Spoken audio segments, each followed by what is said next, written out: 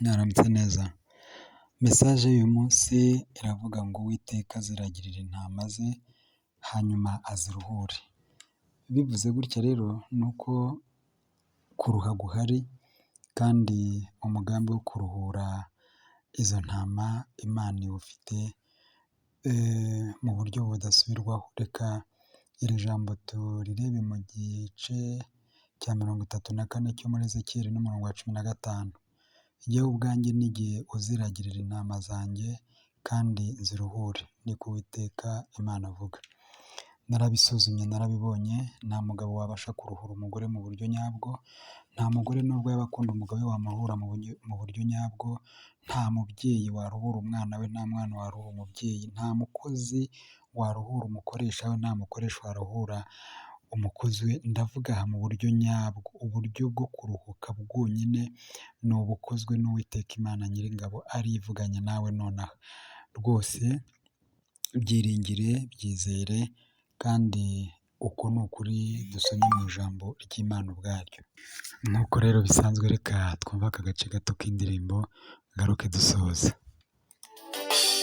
Uwiteka we uri umugeni wanjye, ntacyo nzabura ntabwo nzakena, uri kumwe nanjye abagutegereza bose Mana, ntiduteze gukorwa n'isoni.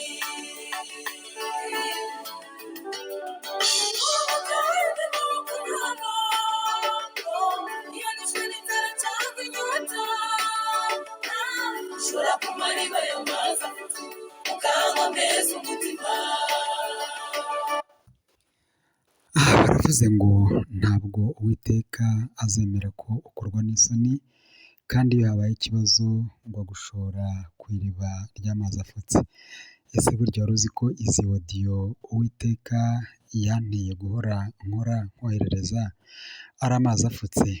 Gubwa neza hamwe n'ayo mazi afutse, wiringira Uwiteka utazemera gukorwa n'isoni, mu gushushanywa nk'intama agashushanywa nk'umwungeri. Ruhuka kuko Uwiteka afite iyo gahunda yo kukuruhura kandi azabitunganya neza. Simba nifuza gutinda, simba nifuza kukurambira, reka nkwifurize n'ubundi umunsi mwiza, umunsi wo kugubwa neza, umunsi wo kuruhuka niyo nta cyaba cyakozwe, kuko Uwiteka utabeshya, Uwiteka umunyembaraga ari uvuganye nawe. Reka nanone nkwifurize ko umwuka, ubugingo n'umubiri byawe birindwa, kandi amahoro ahebuje y'umuntu yamenya akurinde ubwawe n'ibyawe n'abawe bose mu izina rya Yesu.